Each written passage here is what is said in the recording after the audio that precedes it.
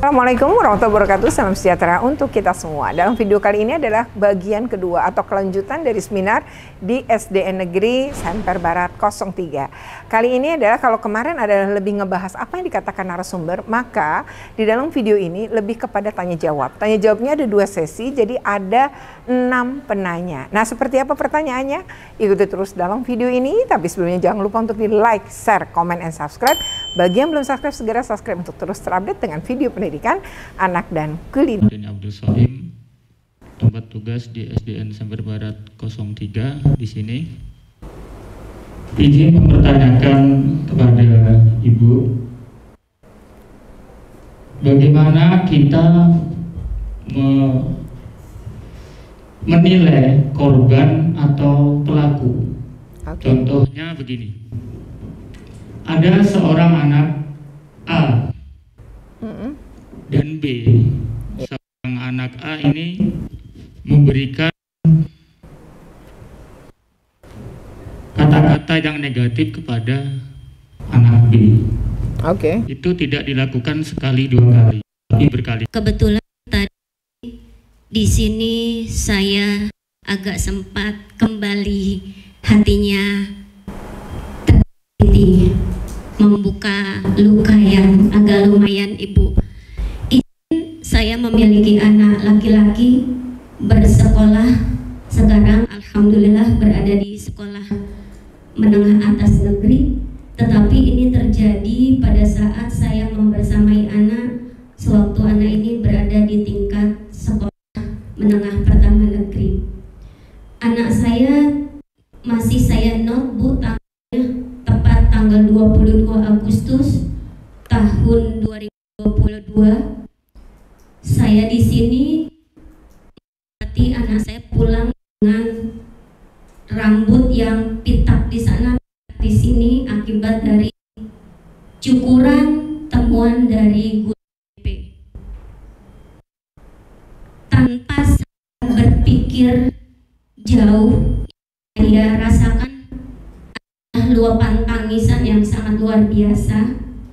Karena anak saya pun pulang dengan mata yang lepas. Walaupun anak laki-laki, anak ini kebetulan 9 tahun, lama tidak memiliki adik, jadi sangat melo. Dengan kondisi langsung tersungkur di depan saya meminta maaf. Dalam bahasa, abang tidak nakal Umi, tapi karena memang saat itu sedang ada trouble permasalahan di instansi tersebut. Waktu itu terjadi hilang beberapa unit sehingga terjadi sidak, dan anak saya sedang waktu itu sudah jam istirahat, sedang bermain basket di lapangan, tapi izin Bu terciduk untuk dirapihkan rambutnya. Bahkan flashbacknya sebelumnya itu melakukan tindak sosial yang kurang menyenangkan bagi teman-temannya. Jadi contoh, maaf ya Bu, misalnya saya memberikan contoh yang lebih nyata. Pada saat itu si anak ini panjang tangan mencuri barang milik temannya. Nah, setelah sudah ketahuan, kita dapat nih memahami bahwa dia memang tersangka sebagai mencuri barang teman tersebutnya. Nah, sudah kita lakukan pendalaman, pendekatan dan sebagainya, rupanya dia memahami memang salahnya dia.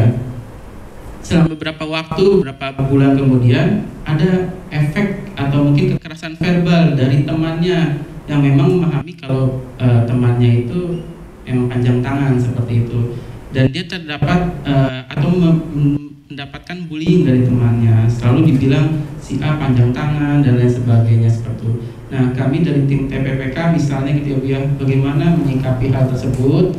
Apakah kita harus seenggaknya memperbaiki nama baiknya ya Bu ya, sebagai si korban si A, atau tadi yang sebagai pelaku gitu ya, pelaku bullying itu tindakannya akan kita standar ya.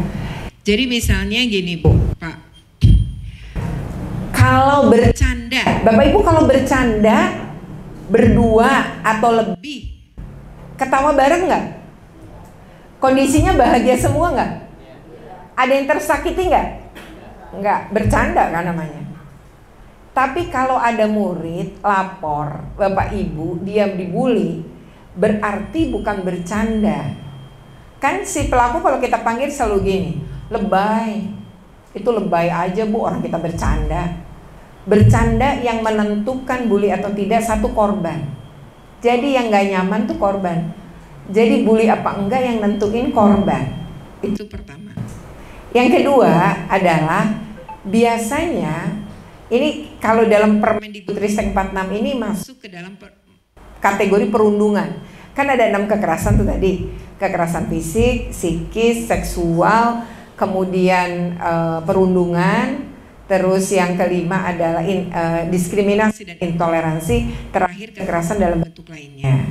Nah, Ini tuh kalau kita mau nyebutin masuknya kategori perundungan. Nah, tapi tidak cuma bahwa korban yang menentukan, tapi harus ada indikator lain, yaitu berulang Itu pertama atau udah berulang-ulang. Kalau baru pertama bisa bercanda, tapi kalau udah berulang-ulang nggak bercanda lagi namanya.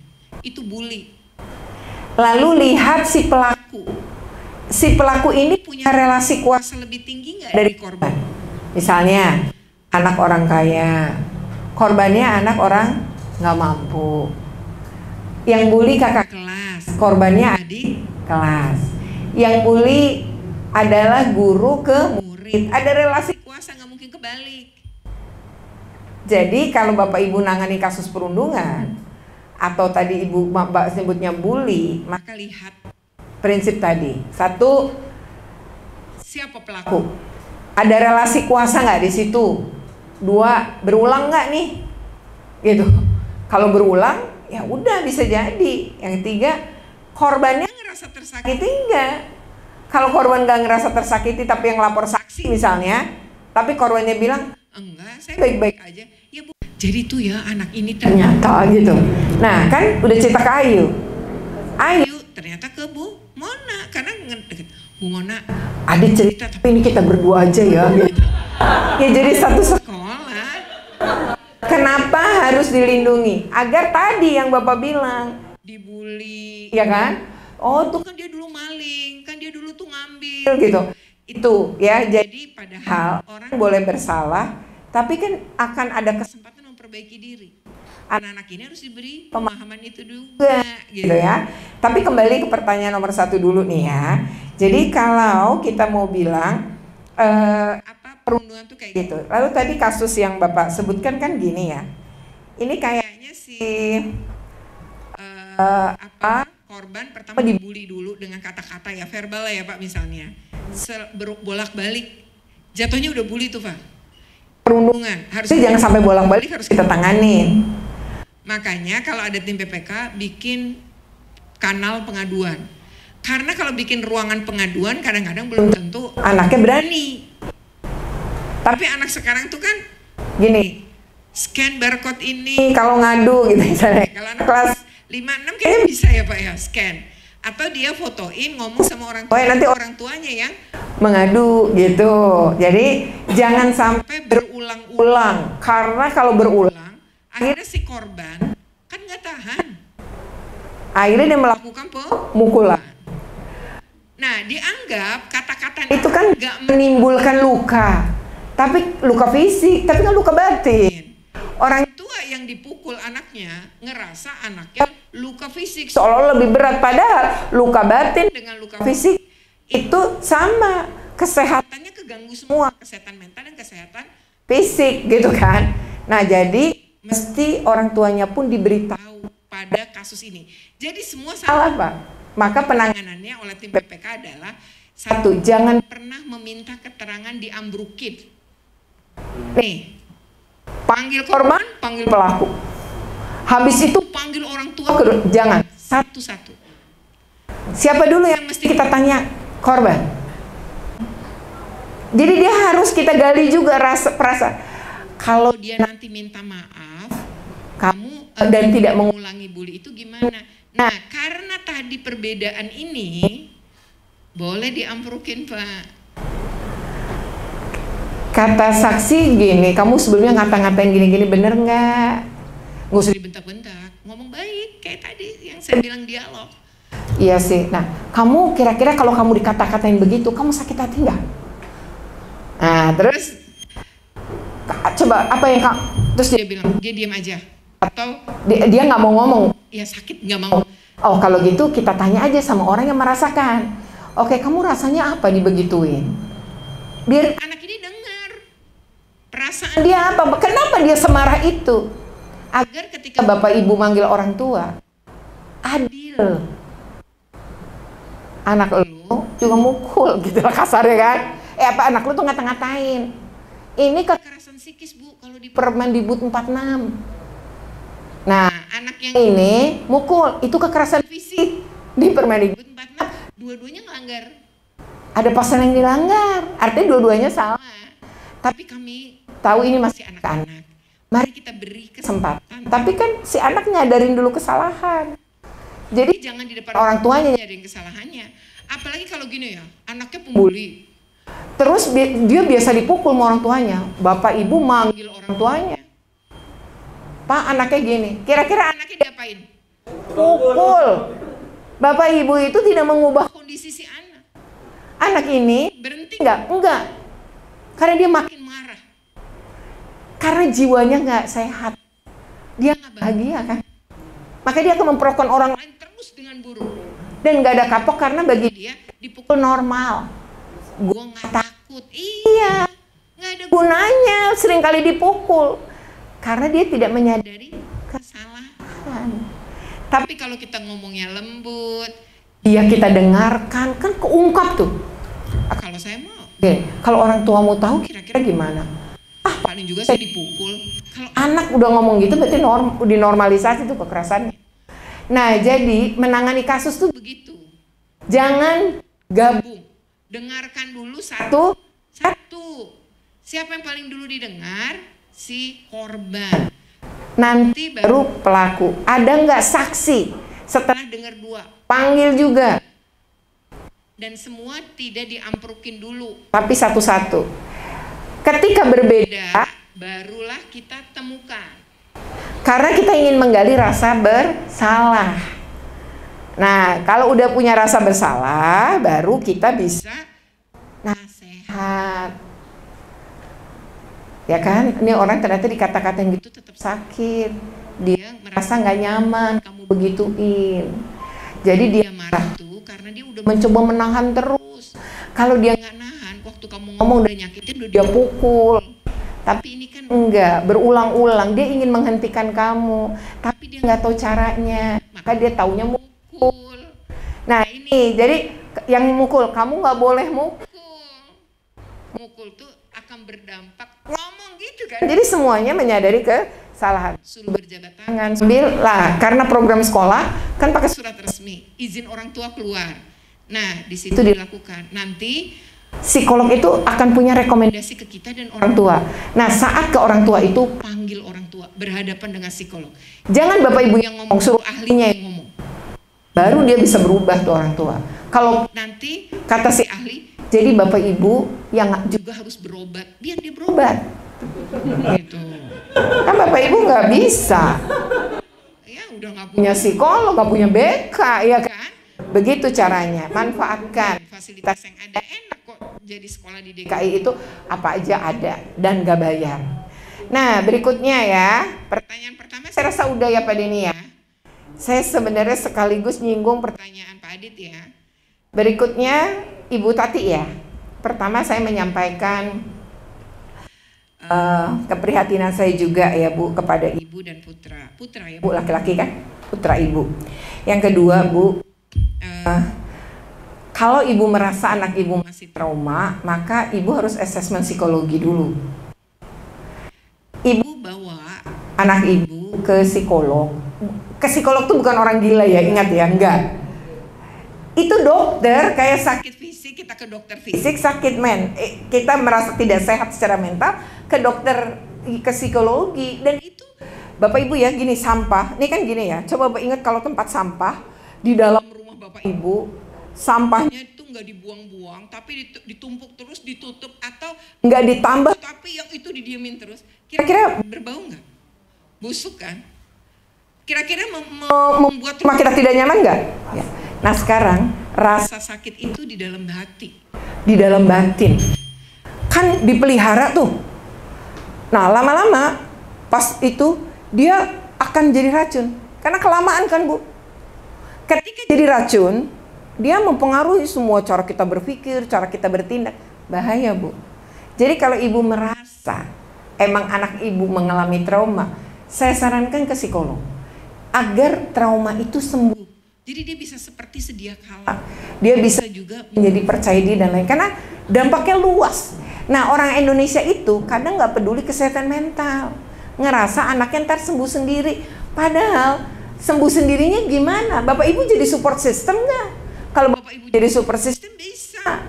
Anak nggak ini ke kita, bukan kita omelin. Kita kan suka gini ya, kalau anak ngadu ke kita, kitanya ekspresinya nih ya. Ini saya pernah nih, anak 2 murid duduk satu meja, yang 2 perempuan. Anak yang satu tuh, ini anak SMA, umur 16 tahun. Itu si cewek yang sebelahnya dia itu menstruasi, terus tuh tembus kan, lagi pakai rok putih. Lalu si anak ini tuh bilang, ayo udah ayo dianterin ke UKS, siapa tahu ada rok yang bisa dipinjam dan cari pembalut. Kan anak ini nganterin tuh. Nah pas nyampe di UKS, roknya nggak ada, pembalutnya habis. Jadi mereka berbagi tugas. Anak ini cari pembalut, anak yang satunya diminta ke toilet, bersihin aja, nanti aku ke toilet ngasih pembalutnya. Akhirnya prosesnya jadi lama kan. Pas nyampe, gurunya udah ngajar. Gurunya kebetulan cewek. Nah mungkin kita juga kayak begini nih ya. Begitu lagi ngajar, ketok pintu dong. Nah, tok-tok. Buka. Kamu pakai jam tangan? Pakai Bu. Sekarang jam berapa? Ya dijawab kan? Jam sekian. Nah, berarti kamu udah terlambat berapa menit? 25 menit dijawab sendiri sama gurunya. Nah, berarti keluar. Nggak usah ikut pelajaran saya. Ditanya nggak? Nggak kan? Anak ini kan itu udah mau bel pulang tuh. Karena habis istirahat kedua kan waktu itu. Mereka berdua nih gimana yang ngomongnya, berdua masih bingung gitu, namanya anak-anak kan. Nah pulanglah, nyampe di rumah ketemu si ibu, anaknya curhat, kenapa kamu kok kayaknya lemes, bete, ada apa? Anaknya cerita. Ini support system nih, anak mau cerita, ini udah bagus nih. Itu yang harus kita tahu, anak-anak tuh jangan cuma ditanya nilainya susah apa enggak, tapi tanya kamu nyaman nggak di sekolah, ada apa. Walau sebenarnya dia nyerita jangan, percuma Bu, saya ngomong, anaknya jawabnya pendek, pertanyaannya yang diubah. Jadi misalnya gini, gimana tadi ulangannya bisa? Ya dia kan jawab satu kata, bisa. Bapak Ibu tuh nanya gini, tadi gimana soal-soalnya? Apa soal yang seru? Kan dia mikir tuh, seru tuh kayak gimana? Ya pokoknya soalnya lain dari yang lain deh, mungkin kamu juga gak bisa jawab. Oh ada, soalnya gimana? Kan panjang jadinya. Atau misalnya lomba, menang apa enggak? Ya jawabannya kalau nggak menang ya kalah kan. Yang harus ditanya pertanyaannya yang salah menurut saya. Yang harus saya tanyakan gini, jangan tanya menang kalahnya, terus gini, gimana pertandingan persahabatannya? Ganteng-ganteng nggak tuh? Gitu, kamu kalah ganteng nggak dari mereka? Apaan sih gitu kan? Misalnya itu anaknya, permainannya gimana? Seru. Siapa yang paling jago tuh di sana? Nanti kan dia sebut, kamu sebut jago, memangnya dia gimana? Dia gila, dia pukulan ininya kuat banget ya. Kan panjang omongan kita. Lah kita nanyanya menang apa kalah ya, dijawab satu lah. Kalau nggak kalah, ya menang. Selesai urusan.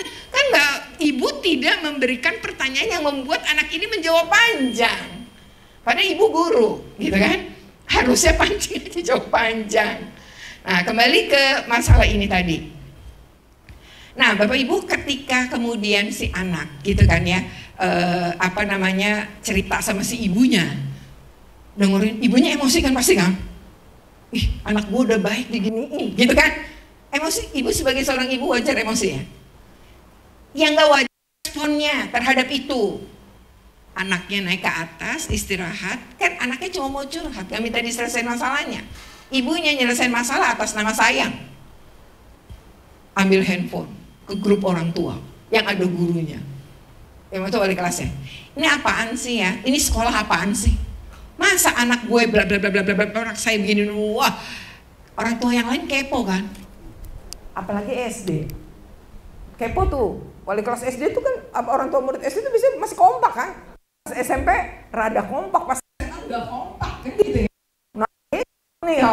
Nah, pada kepo gitu kan, nih SMA nih, pada kepo. Ya enggak kompak aja pada kepo kan. Keponya gimana? Nanya anaknya kan, si ini yang mana? Tadi kenapa? Emang di kelas gimana? Kan jadi pembicaraan. Besok paginya dong si anak datang kan?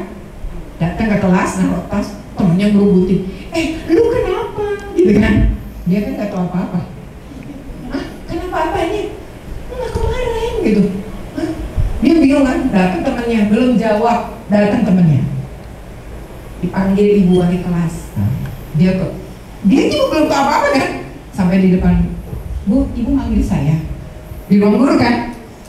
Iya. Kamu tuh ngapain sih? Gitu aja kamu ngadu-ngadu ke ibu atau mamamu.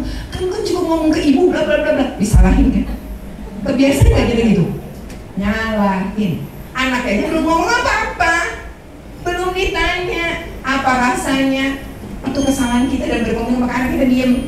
Menutup komunikasi karena kita tidak bisa berkomunikasi dengan baik pada anak remaja. Setelah itu tuh, datanglah guru yang ngusir kan? Datang. Ya ampun, kamu kenapa nggak ngomong? Kalau kamu ngomong nggak akan saya gituin. Akhirnya diberi kesempatan ngomong. Si anak ini mikir, gue salah mulu ya. Terus yang kedua kan tadi gini, kamu ngapain ngomong mau? Berarti mamahnya sumber segalanya kan? Hari itu, sejak hari itu, dia nggak pernah mau ngomong apapun sama mamanya. Karena dianggap mamanya ember, kan begitu. Dia nggak suka semua rasa. Akhirnya dia nggak punya support system, bapak ibu. Support system itu bisa dari keluarga, tanpa harus kita ke psikolog. Tapi bagaimana hubungan bapak dengan ibu dengan anak-anak, komunikasinya kayak apa, meluk dia seberapa sering. Ada tuh orang tua saya panggil, anaknya tiga-tiganya nakal kan. Ketika saya panggil, udah nanti saya yang tangani, saya kepala sekolah waktu itu kan. Terus saya tanya, ibu, bapak, saya minta bapak ibunya. Bapak ibu, kalau bapak ibu ingin anaknya ini datang, bapak ibu itu jangan saya panggil. Kalau perlu saya sendiri yang nelfon.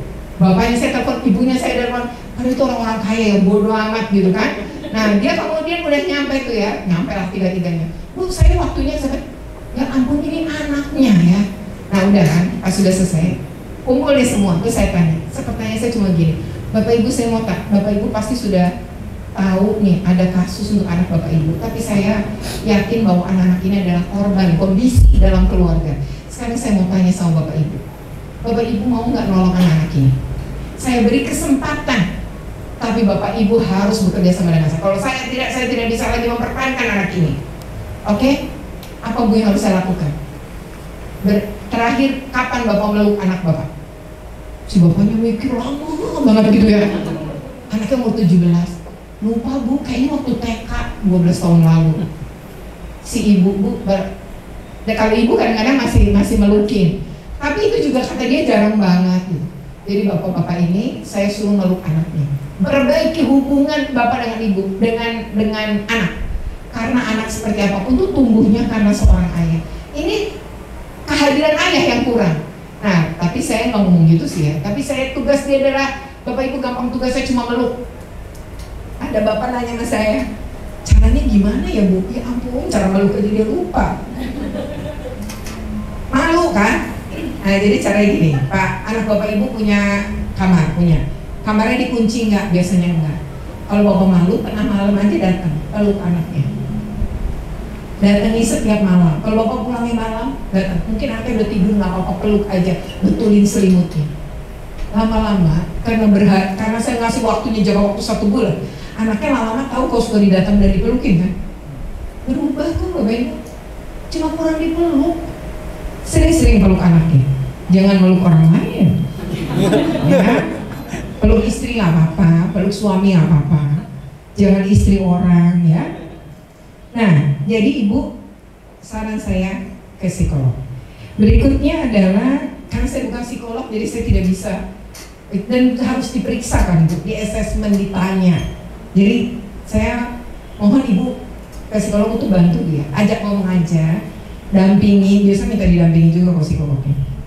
Berikutnya ini ya Pak Adit ya, ini kan anak tadi ya, saran saya gini Pak, bully tetap bully Pak, itu salah, perundungan. Panggil aja Pak semua anak ini. Tapi sebelumnya tanyakan kepada korban apa yang dirasakan, bikin sampai pokoknya dengerin, dia suruh ngomong, ditanya kok dia diem, terus tanya aja Pak, agar dia mengeluarkan rasa dia. Dia pernah salah, tapi dia menyadari kesalahan dan mau berhenti. Tapi dia jadi nggak bisa berhenti kalau terus dituduh. Biasanya dia akan ngomong. Karena ini antar anak, sebaiknya jangan melibatkan orang tua dulu nih, libatkan wali kelas saja. Nah, anak-anak yang kemudian membuli, ini yang penting nih sekarang. Jadi ibu bapak udah dengar perasaannya orang yang tadi yang dibully anak itu, katakan pada anak ini kalau bisa diketemukan nantinya. Nah itu penting banget ya, bahwa dia tersakiti, dia ini, itu ungkapkan. Kalau kamu jadi dia, terus mau berubah, masih diginiin gimana? Dialog aja sih Pak. Oke ya, demikian video ini ya, tanya jawab ini seru kan ya. Semoga ini bermanfaat. Jika bermanfaat jangan lupa untuk di like, share, comment, dan subscribe. Bagi yang belum subscribe segera subscribe untuk terus terupdate dengan video pendidikan anak dan kulineran. Terima kasih. Wassalamualaikum.